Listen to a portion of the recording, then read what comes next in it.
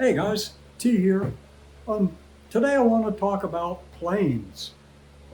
These great old instruments and new instruments that smooth wood, smooth the edges of wood, smooth the faces of wood, and generally keep us from using sandpaper and getting dust all over because these boys are nice and clean.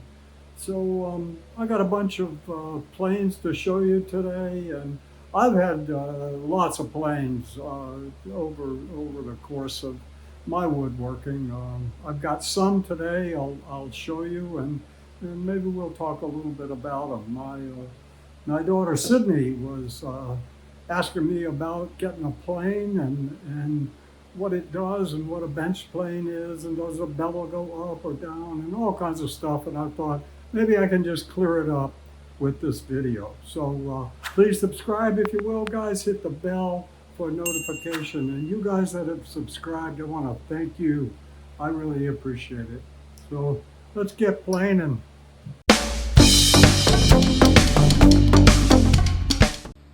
Here's some of the planes that I have at the moment. Let's uh, let's kind of do a quick look at them. Um, Here's one that most all woodworkers have. It's a bench plane, and it's a smoothing plane. And then if that plane were to get bigger, it's a jack plane. It's just a bench plane that's bigger. And then you've got a bench plane that's a scrub plane. The iron on it is rounded. It's a quick cutter. We got a rabbet plane um, that cuts rabbets, or in England they would call rebates. Uh, and sometimes it has a fence right here, which gives it a slightly different name. Here's a shoulder plane. It cuts from one side of itself to the other side. Here's a low angle block plane. See how low that the iron is. We got a little teeny kind of razor blade plane that just uses a double-edged razor blade. And then finally we got a router plane, sometimes called a old hag's tooth. And let me turn it around. I like the way this says Stan Lee. Maybe this plane worked for Marvel Comics. If you got a plane at all in your shop, you probably got one of these. It's a traditional bench smoothing plane. And if you'll notice, the angle of the iron is 45 degrees. So you say, well, that's cool. Let's take the iron out.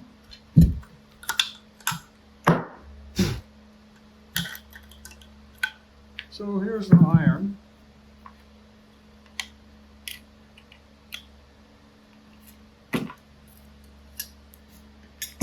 So here's your iron. It's got a bevel on it. It's flat on one side. So now you're going to put it back together. You wonder, uh-oh, do I put the bevel up or do I put the bevel down? Well, let's take a look at 45 degrees. So here's the bed. This thing's called a frog. And so here's the bed or the frog. And it's time to put the iron back in. Okay, which way? So you could decide, okay, I've got my iron ground to 45 degrees. I'll put it in.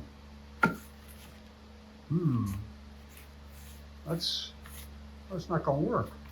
I ain't planing nothing. Huh. Just put the bevel down. And you're cutting at a 45 degree angle. So bevel down on a bench plane. Here's how to adjust your basic plane. You use this knob to move the iron in to make a more aggressive cut or out. And it's clockwise goes in and counter goes out. You can also change the angle in case it's a little sideways or something. You can change the angle here by pushing this back and forth. See, as I push it down here, see if we can see a change here.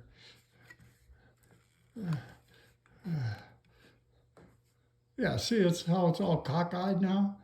Okay, and we straighten it out. Here's our jack plane. It's a smoothing plane. It's just a lot longer. These planes get longer and longer and longer, and you finally get to a joiner plane. I had a 24-inch one, and boy, that guy was slick, but I didn't use it very often. Same situation here. You got your bevel down, the frogs in here, we saw all that. So all the same, just a bigger plane. There's a scrub plane. This is a cheaper version of a Stanley. It's called a Handyman. But I found this at a flea market, and I honed the iron so that it had a much more rounded iron on it. And it cuts aggressively. It leaves kind of scallops, which looks kind of nice if you want it to look that way. Otherwise, you cut it down with this and then come back with your smoothing plane or your jack plane. There's a rabbet plane. The iron goes to the edge, and this one has screw holes here that you can put a fence on. And I think if you have a fence on it, it's called a Philister plane. In any case, it doesn't have the same adjustment that we saw in the other two planes. You manually adjust this and screw this in, and then you're good to go. Great little plane if you want to cut right to the edge of something, because the iron is on the edge. Here's a low angle block plane. The iron is 12 degrees here compared to the bench plane, which is 45. So let's take a look at which way we put the bevel on this guy. Is it down or is it up? And so you've got your bed, which is at 12 degrees, and you've got your iron at 25. This goes with bevel up. So what you essentially got now is a plane that cuts, you have to add these two together, at 37 degrees. It's good for cutting end grain, cutting this way, because of how low this is. It's a great little handy plane to have. I use it all the time. Here's how to take this little boy apart, and how to adjust it as well. First, I'll show you how to adjust it. You've got this knob back here, which pushes the iron in and out. Clockwise is in, more aggressive cut. Counterclockwise goes out, less aggressive. Let's see if we can see this. See how that's tightening up? It's pushing the blade more out. And then we'll open it up for less. This plane also has an adjustable mouth to open and close. The tighter it is, the finer your cut. And you do that by loosening this knob and moving this guy.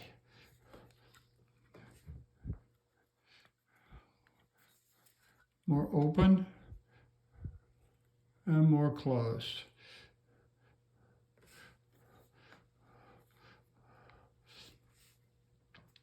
Also, you've got this adjustment here, which is side to side like this.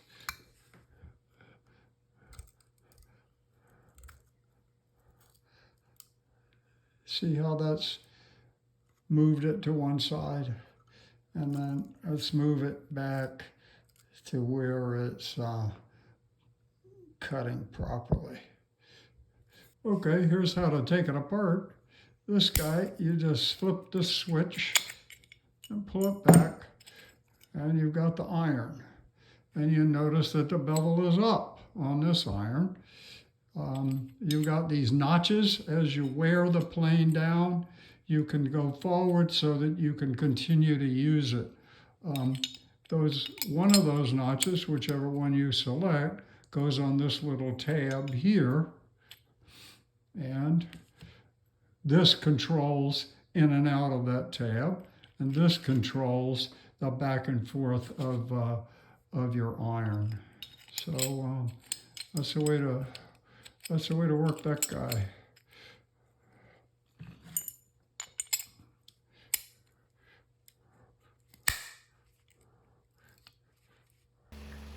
Here's a shoulder plane. It has some of the same qualities as the rabbet plane. Our iron is right to the edge. It allows you to get right up to the edge of something and plane along it, which the other bench planes that we looked at you can't do. Here's a little razor plane. It's got an old style Gillette razor blade in it. I don't know if you can find these anymore. I don't use this very often. I think I bought it because it was a cute little plane, and looks like I had hundreds of them at that time.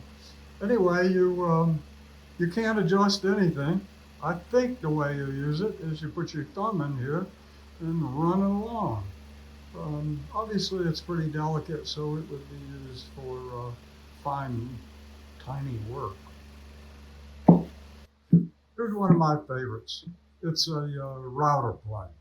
It does the same thing as a motorized router, only, boy, you can set it up real fast. It's got an adjustment here that moves the blade up and down, and you just push through. Anyway, great plane to have. A piece of pine scrap wood.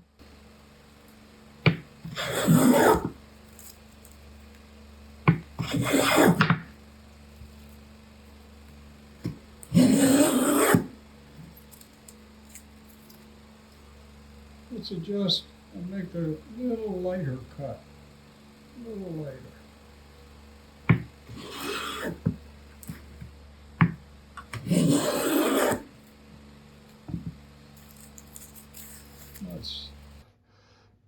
Here's our scrub plane with the rounded iron. Let's see how it does across the grain.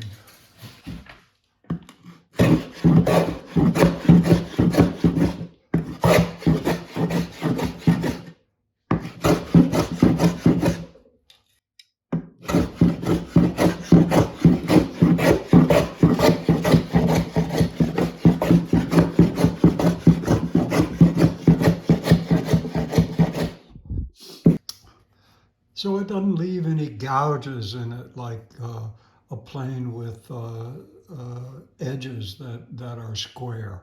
Since it's rounded, it gives you a soft kind of wave effect. And you could leave that on there, or you could go back with a smoothing plane and level it down. But I sort of like the way this feels and looks. Something I should have mentioned earlier on a rabbet plane, it's got a little nib here, a little cutter that you can turn around and have it stick down here, and that way, if you're cutting across the grain of something, it'll score it so that you get a nice clean cut. But we're going to sharpen these nibs in another show. Let's see if we can follow this line.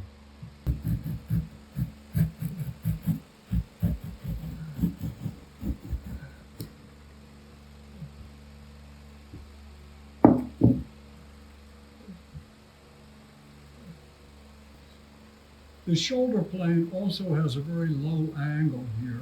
It goes with the bevel up, just like I showed you on the block plane, the low angle block plane. So let's, and this cuts from edge to edge. Let's see if we can follow this line here as well.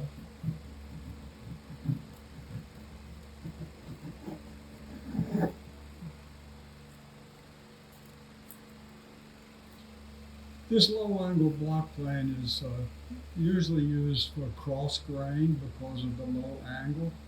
But Stanley started making these instead of 12 degrees, 13 and a half. And they sort of work either way, but here's the one I've got. I don't see any Stanley markings on it, but it looks just like a Stanley. Let's see how it does with the grain.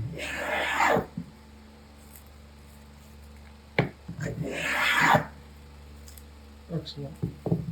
Let's try our low angle block plane and this going across the grain. You need to put a backer here so that this doesn't split over.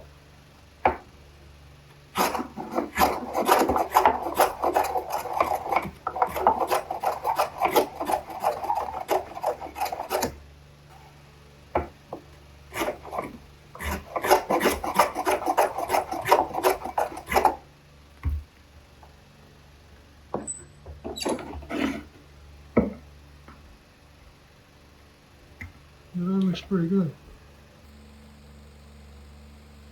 Let's see what this board does. I don't think I've ever used this. Well, get out.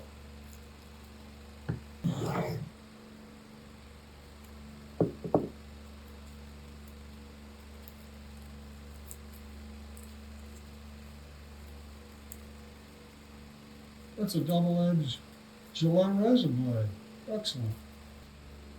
Here's our router plane. I've set the iron to just a slight depth, not the full depth. And I've cut 2 slots in this wood. And we're going to cut the slot out.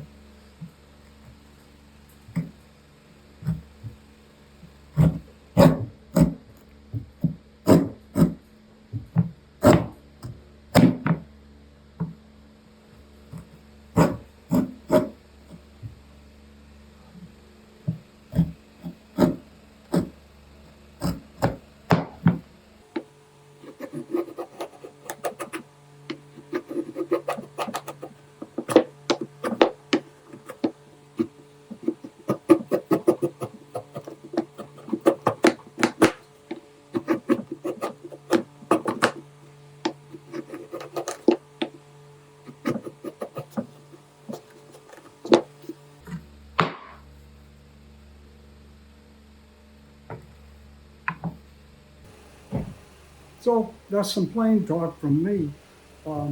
I love these old instruments. They do a great job of smoothing wood. You don't have sawdust and dust around. They do a nice clean job if you keep them nice and sharp.